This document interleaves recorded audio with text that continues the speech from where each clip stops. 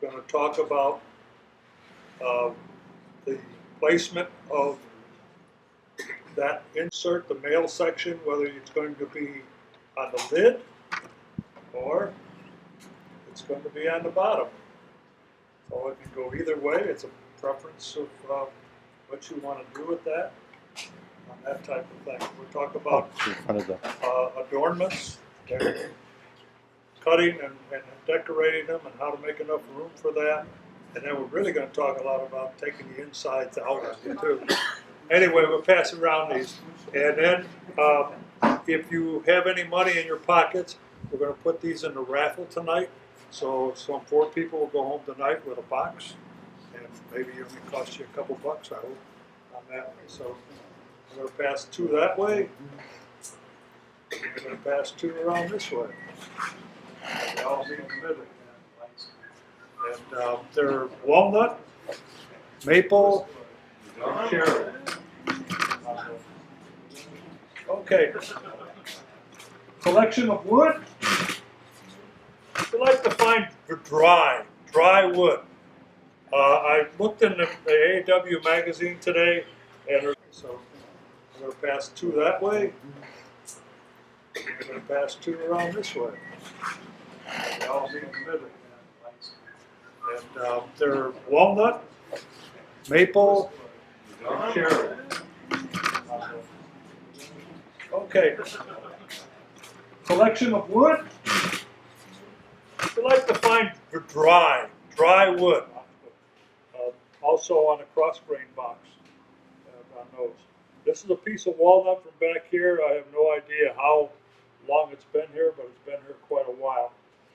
We're going to use some tools on here that will help us out. We'll get into those. Right now I have my drive center into my chuck. The easiest way to do it, you put it in the chuck, and I could just turn that around the drive center and locked it in right there. So it's good there. I'll take it out very quickly when I get done with that on that end. I marked these center on both ends. I'm going to run this hopefully somewhere around 2,000 RPM with a roughing gouge to get it round.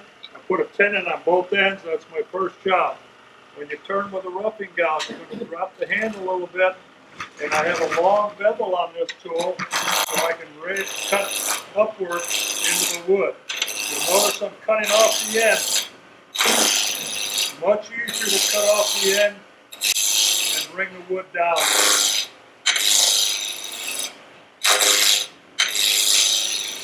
Rather than going back and forth with all those 4 corners.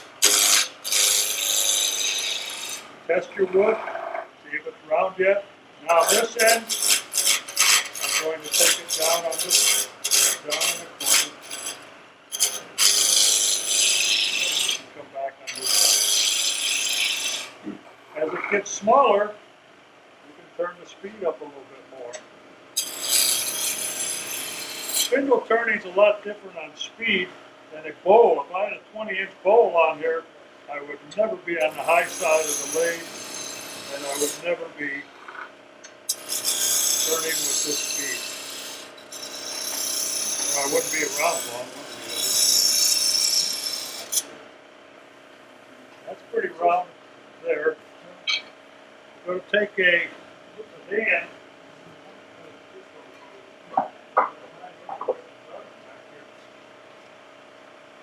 This is a badan. This is a 1/2-inch piece of steel. It's ground from both sides, and what it is a fat boy parting tool for most people. You can turn beads with these, turn very nice beads. It's a pretty versatile tool. Right now I'm just concerned about getting the end of this piece of wood flat. You'll notice I started with the handle down, and then I rolled it into the wood and brought it down. Now I can put my tenon on here. I'm going to do it the quick way. I take my pencil, I got my fat boy pencil here, put it on there, and mark it. Now I can take this, I'm going to put it, I got about 3/8 of an inch on there, and I brought that down on that end. Now this end is a little more of a problem. I'm going to get away from the chip a little bit here.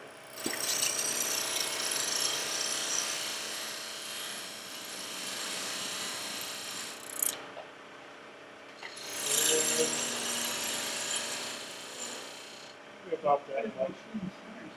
That looks pretty close. So now I have a tenon on both ends. Now, when you design a box, you can put the lid anywhere you want. Aesthetically, it's usually 1/3, 2/3. You can go where you want with it, depending on what you want it to look like, how much of a dome you want on the top of the box, anything else like that. This wood over here, I can do whatever I want with it later. But let's say I put the lid somewhere right in there. Now I will take this, and I need to go far enough in that I will designate the inside diameter of the lid. So I take this tool, and I'm going to go halfway on each side of that line. And I'm looking up here to see how far I'm going in. It all depends on how much I want to decorate the outside of the box. The more wood I take off the outside of the box, the deeper this has to be to designate the inside of the box. So let's say I go about that far. This is a thin bladed parting tool. It actually is a reciprocating hacksaw blade cut in half. I paid $1 for it in the flea market, and I'm going to part this wood with this. So this is going to make a fairly narrow one. I'm going to offset a little bit toward the bottom because I want my male tenon on the lid for this one. So I'm going to be about out there. When you're cutting this down, you want to have a light that you can see how big that tenon's going to be on the bottom. I'm down to about 3/4 of an inch. There I'm down to about 3/8. And I'm very careful not to push too hard now. I don't want to launch this. It's between centers. So hopefully I got it about right on that one.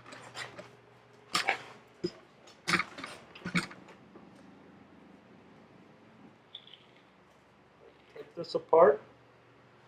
Separated that. I want to mark, let me tell you why. I want to mark the tenon end of this top. Twice now I've taken and put it in the hole so it doesn't fit because I used the wrong end. So I got smarter now. I'm going to mark the end that belongs over here, and I may not make that mistake quite so readily there. Now I can chuck this piece, hopefully. You're going to take out the Yeah, take it out.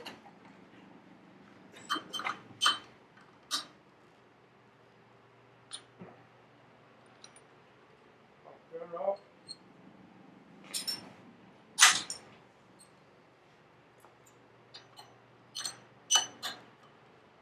Could have gone a little smaller. I'll put a pencil in the mouth.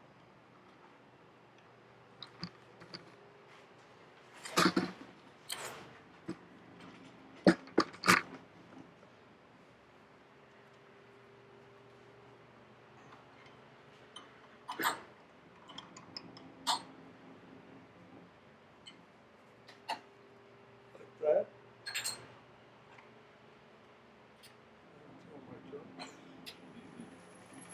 Pretty true. A little off.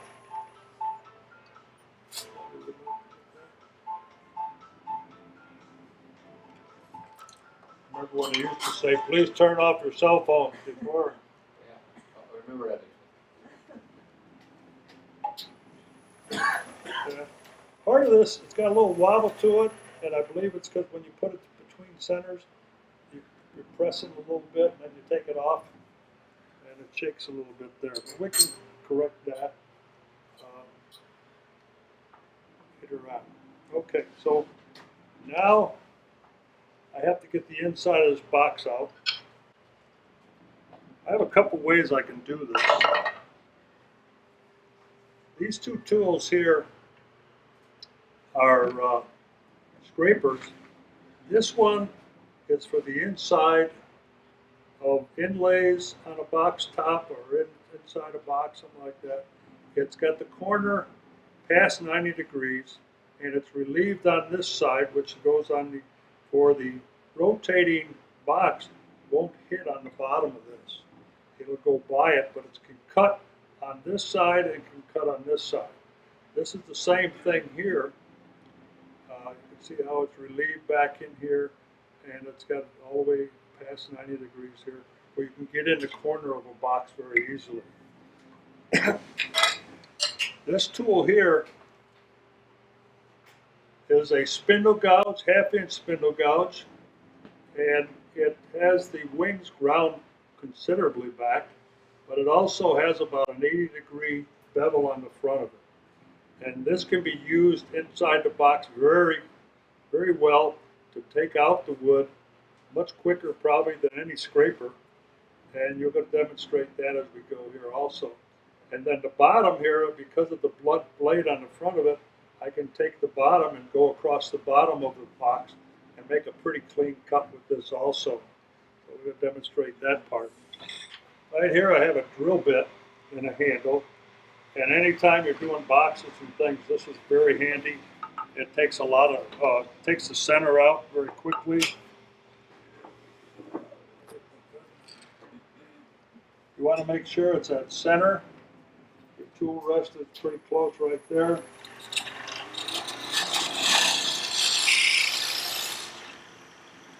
How far you want to go in. I don't think we need all this wood for this box. This gets redundant when you get in the bottom. But there we just took the center out. Now we can take this tool, and I want that tool with the front edge at center. I'm a little bit high. The tool's a little bit high, I'm not high. I'm going to get that right there. And here you see it goes in that hole very readily. And now I can use this side of it to pull on the wood and take the wood out the side.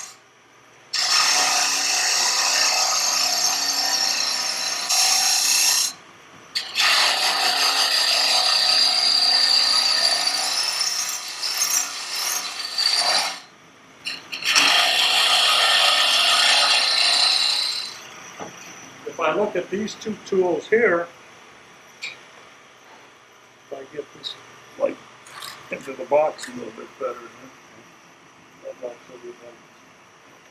This one, you can see how you can work it. This is the bevel side here. And this will cut a very straight wall for you.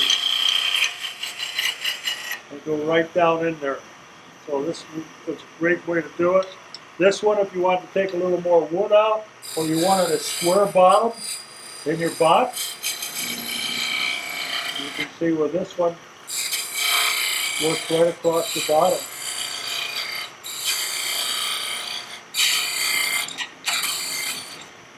It takes a lot of wood out that way. I'm going to go a little deeper with this to clean it up.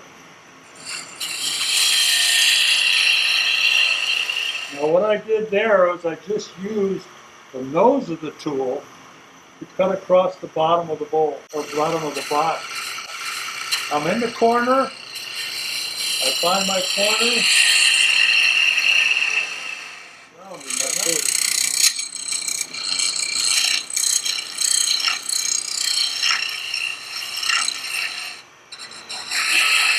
This is a pull cut, again with the point.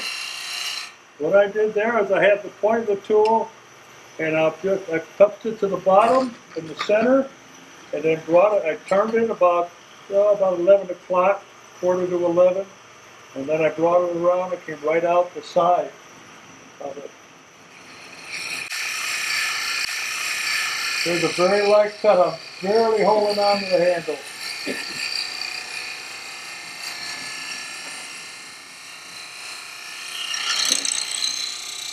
up. It's cut pretty cleanly. It's got a little bit of a ridge right in here. At the bottom, it's got a little bit of a nub on the top. You'd rather have a nub than a dimple in there. So, grab another tool.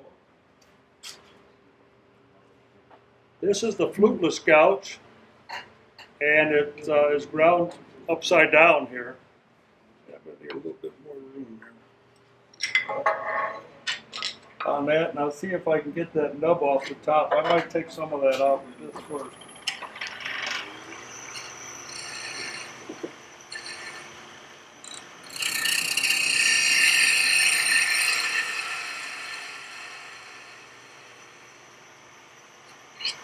Probably got most of it there.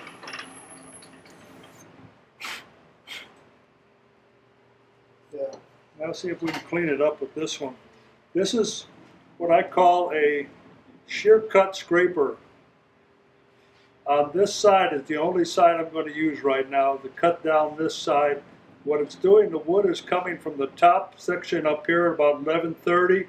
It's coming down the side and coming off somewhere down probably close to 9 o'clock. So it's really a light cut. Notice I'm barely holding the handle.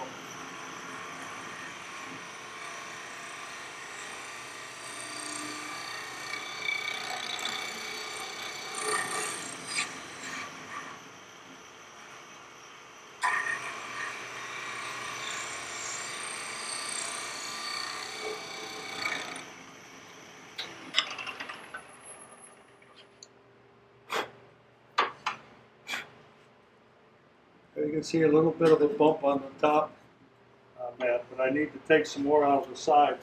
I'm a little concerned about the wobble on my lip here because this is my measuring point. What I want to do here is just remove this tenon right here, just enough that it will match this part here. It will go into that part automatically, hopefully.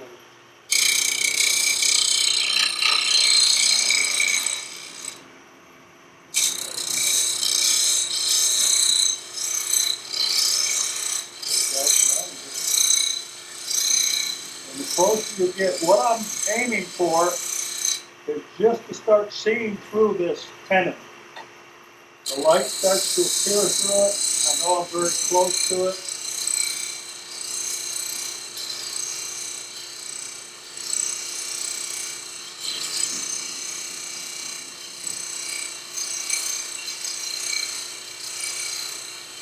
You can see part of it's gone. And this is the shaking a little bit, but you see what I did here? I took just enough of this out. And I would suspect that right now it's probably a little bit off on one side, but what I'm going to do is just bring this out, but you can see it's a little thick right here. I can just take it this way.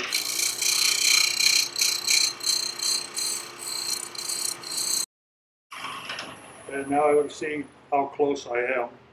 I'm sure I'm probably a little bit big. See what I said? That's why I marked it.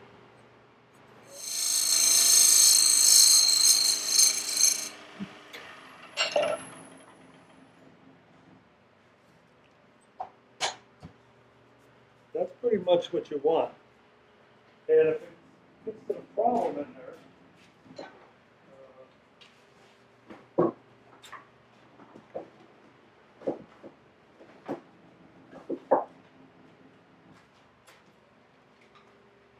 these can come in pretty handy, I hope.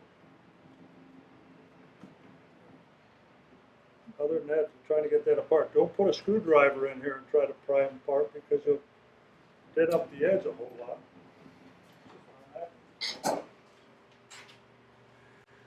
All right, so I'm going to continue getting the inside out of here a little bit more. sharper.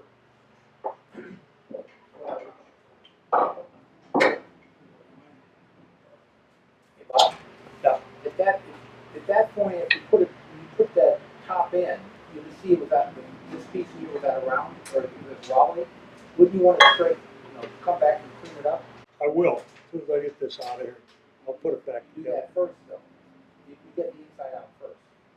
Yeah, before I take this off of here, I want to have the inside pretty much, and I would probably sand it. I'm not going to sand any of these tonight because it's a tedious process, but right now I just want to pull the inside out a little bit. Like looking at a cage. You notice this bigger tool is pretty stable.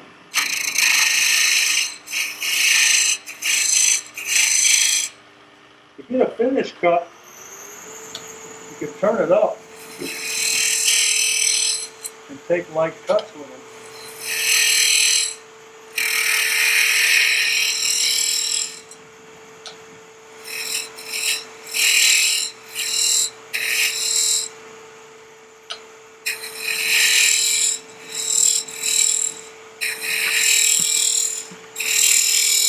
And I could do this with the scraper, turn that back down a little bit.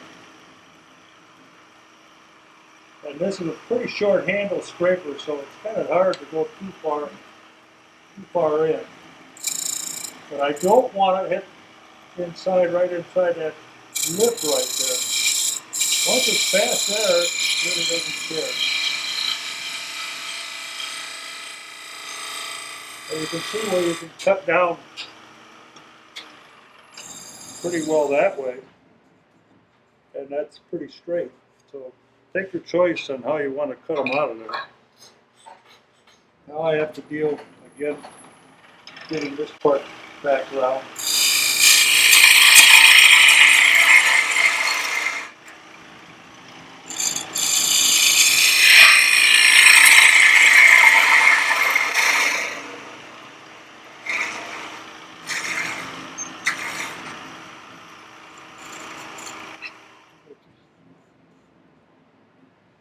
Probably good enough for what we want to do and be done with that. Part of it. Now, we could take this and put it in here and screw it up now, but I really need to get the inside out of this one. So I'm going to mark the jaws. I don't know if it'll do me any good now, but I'm going to mark the jaws. And I'm looking for my number 1. They're marked on the end here. 4, 3, 2, 1. And I'm going to mark that by just putting a mark there and a mark on the other end. So now I have a pretty good idea. You could draw a line across it if you want. That'll hold it there too. Where this will go back in, hopefully, pretty straight. Now I want to get this one to do basically the same procedure to it. Other than, I don't want to take the tenon off of this one.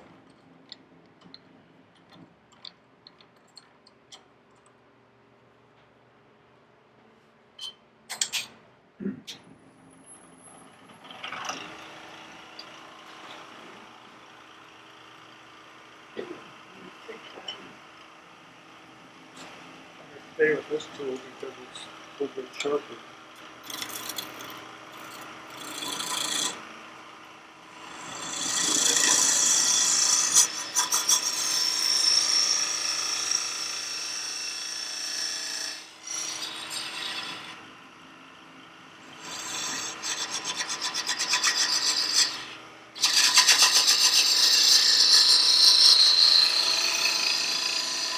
I want to come out to where I'm comfortable with the amount of wood left on that tenon. Somewhere in that area right there.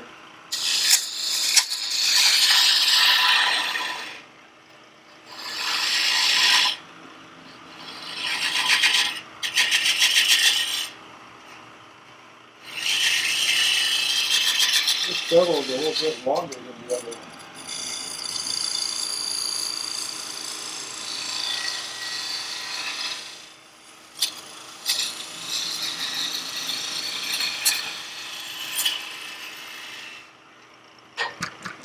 little above center.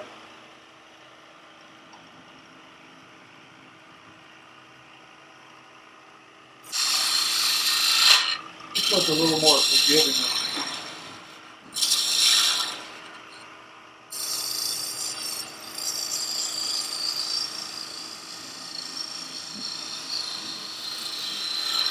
The point's not as wide.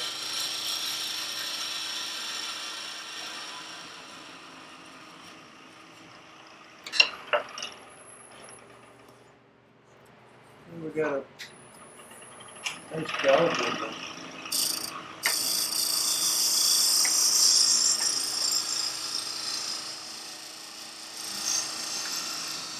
Take a little more out of the corner.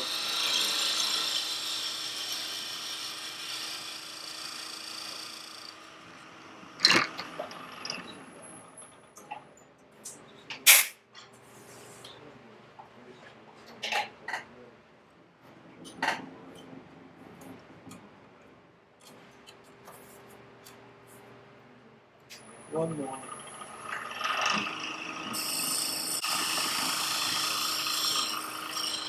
Barely holding on to this. I could probably do this now, just on the end of the tool.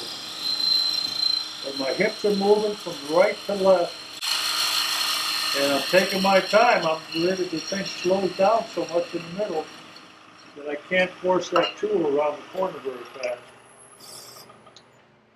But there you can see, that's probably sandable. A little bit of a bump in there, but if you got the right grip, you can get around it. Now, I've got some rough. bottom half here. There we go.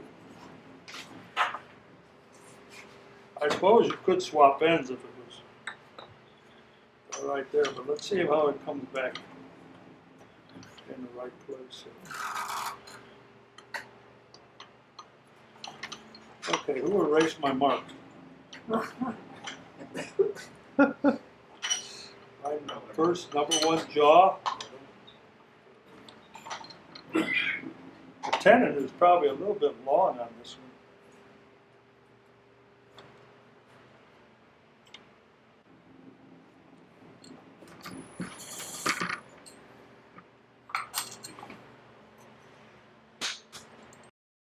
By the way,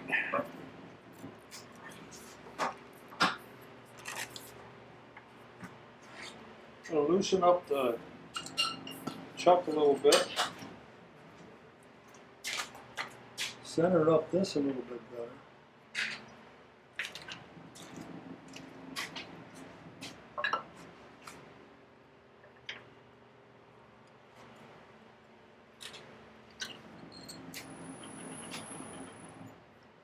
Looks better.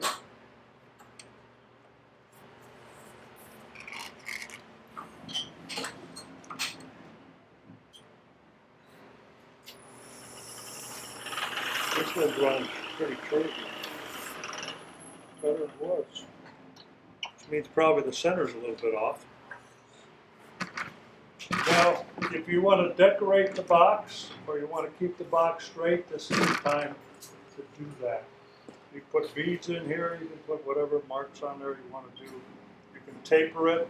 How much wood you got? Probably should have measured the bottom, but I'm not going to pull it apart right now to find out on that one. But what I'm going to do is beat a little bit, and then I'm going to take the lid and turn the lid down. Yep. So this part here is a little bit off. This one's really running well.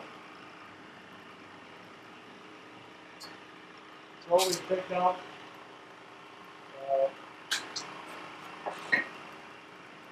Shoot it up a little bit.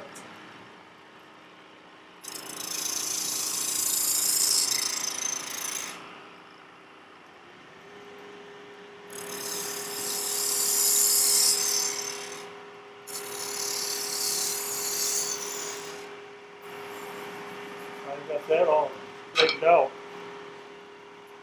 I'm going to use a 3/8 inch Thompson deep flute spindle gouge, and I have it round probably about 25 degrees.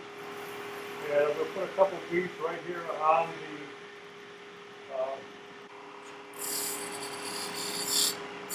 and that's about all it's going to take. These could be straight lines. These don't have to be beads. You can make a bead cut in here and have a very nice looking box again the same way. Now we're going to go back the other way. Take your time. Don't rush this process. Use a very light touch. And you put a bead in there. Then you can turn again. What I'm doing is lowering the tool rest a little bit. I'm in center better. And I have it cut one side, now I have to cut the other side. Rotate my wrist, and I really didn't have to do much else. It turned my other bead that quickly. Now I'm going to put a half bead on this side, and again just nibble it off. It could be a straight line if you'd rather have that. It's your box, decorative.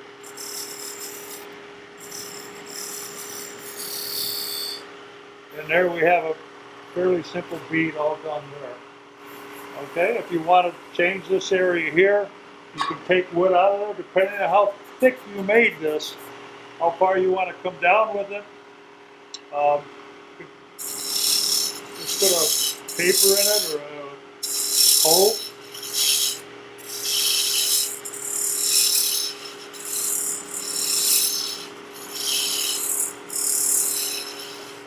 Something like that.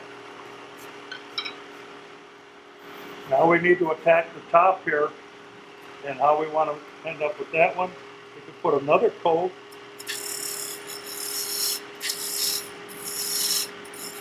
At the top.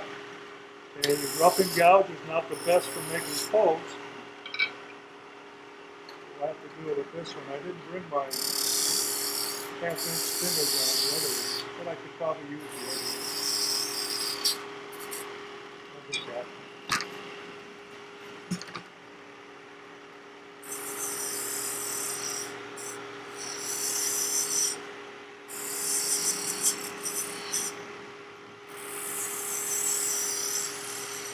Just bringing down from one side and then the other side.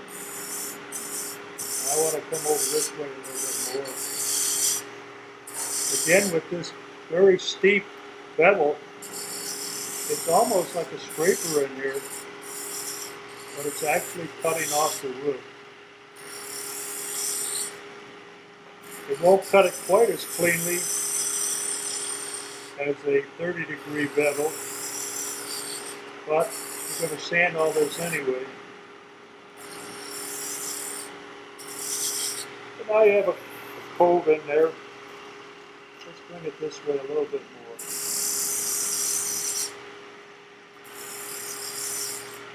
Just like that. We have to get rid of some wood over here.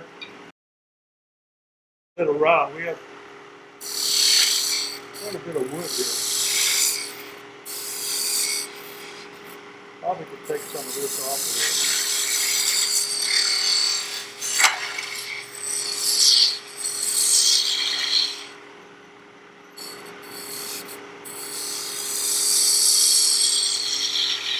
Now you notice my handle is way above center, trying to get down to the center, so I need to drop the tool rest because I'm working on a smaller diameter. I don't want to be way up there. And as I said, we have quite a bit of wood. So, I'll bring this down some more. Cut in like that. And bring this off some more here. This is a shear cut. Again, I have quite a bit of speed running right here, so I can do that. Now I had to clean up the edge a little bit. And now I'm just going to push my hip 45 degrees to the way and just bring that around. Like that.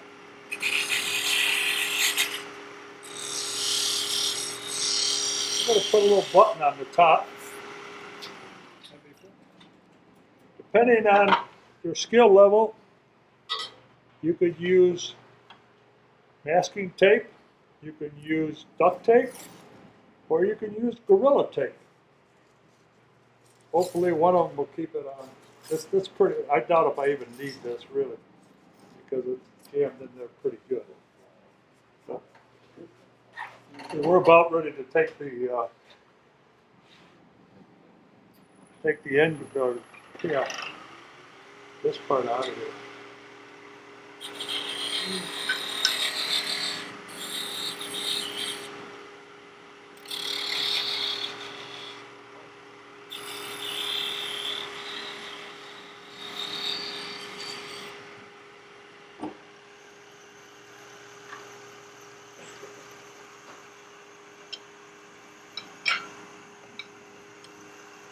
Now, if I push that way too much, I can very easily pull the lid off. So I'm a little bit going toward the headstock as much as I can. Put a little bit of a cove in the end here.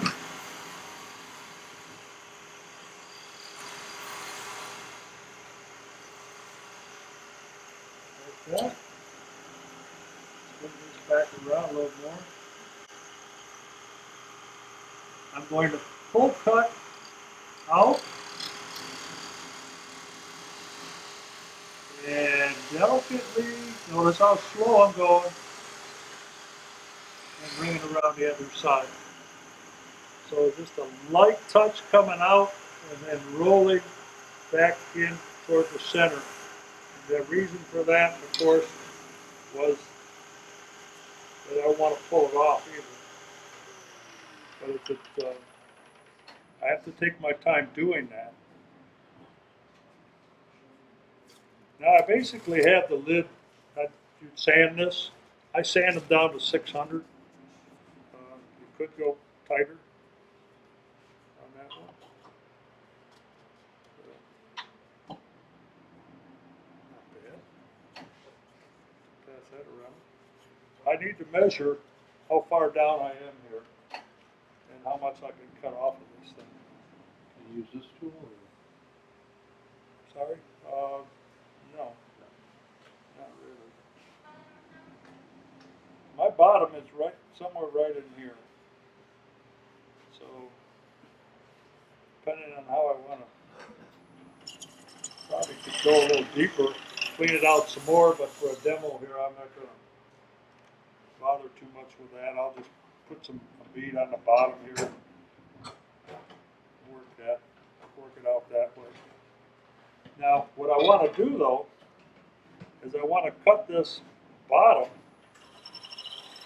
somewhere around a 1/4 inch, maybe a little more than a 1/4 inch, because I want to cut out the bottom when I reverse the box itself on that. So I'm going to put that about there. And I would sand this all out, of course.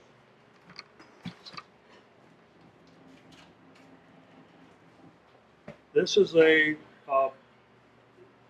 reciprocating sawzall blade that you could make it work.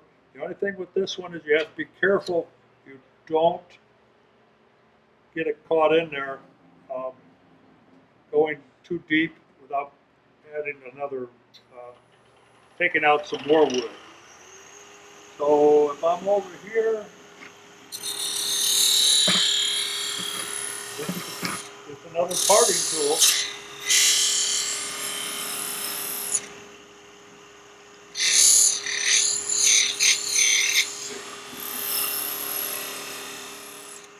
You can see where this one is rubbing, and I go too deep with it, it's going to cause me some problems there.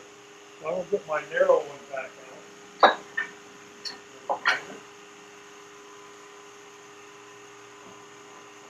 Don't have it here.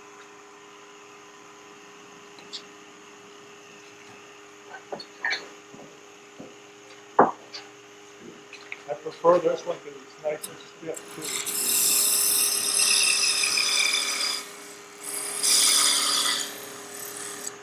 I've got that cut. I'm going to put some decoration on the bottom here. Roll that bead over. I'm going to roll it back this way. Put another bead right here. Come back the other side. Keep managing.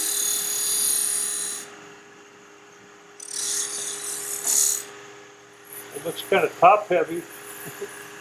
Right through there. I do have a fair amount of wood here. But, no.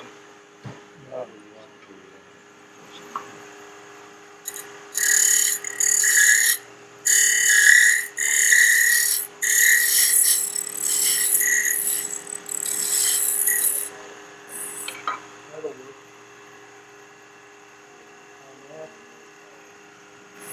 And it'll pretty much be done with it there, rather than laboring it. So now I have to part this off, and I'd like to get my arm in here somewhere. And I'd like to be able to see where that thing is. I can't quite catch it. I'm going to turn it down a little bit because I can't see it. I'll probably feel it first.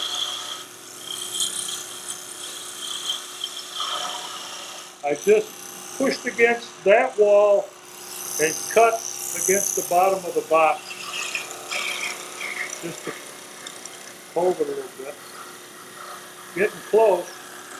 I popped it out there. Now, I would jam chuck this, put this on there, and try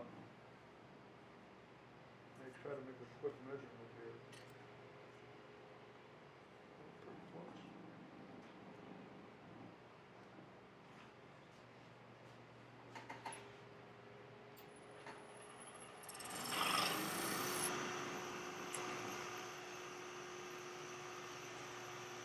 Get out my badan again.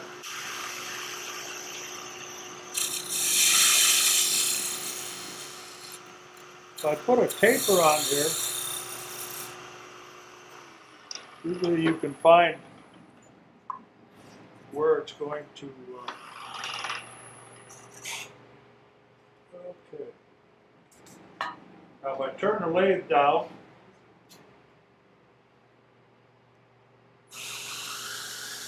try to keep it parallel. I have a polish line there.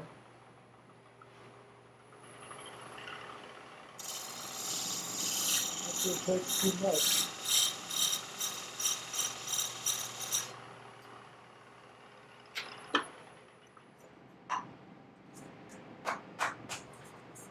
Like that.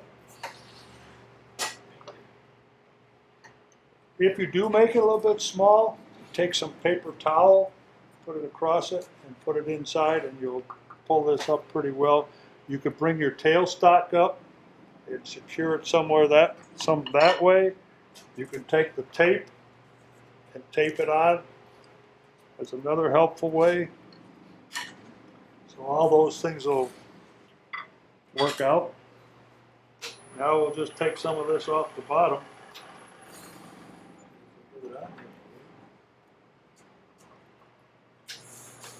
I'm going to bring the tailstock up. You have to be careful if you have the bottom too thin when you do something like that you don't push it right through the bottom. Because that's end grain, and it doesn't take a whole lot to pop that thing out of there. Oh well.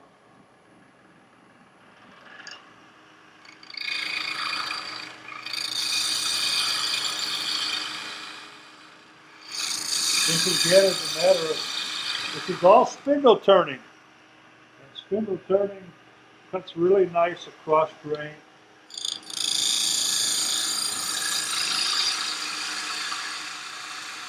Just take your time when it gets smaller.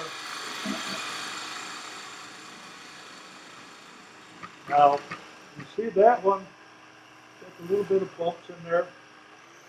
We're going to pick up the speed on it.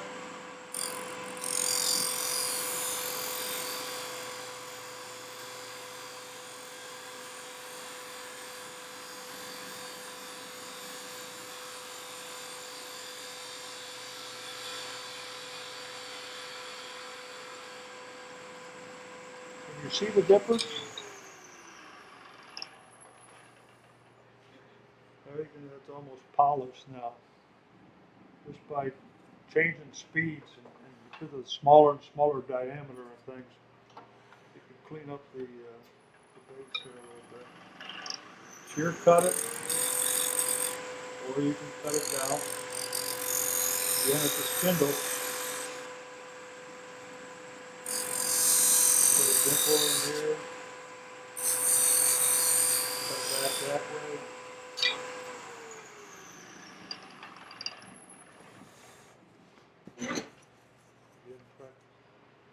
Let's add a little bit of the rim, inside here. If it would look too tight, if it's too loose, good time to spray about 4 coats of lacquer on it. Try to tighten it up.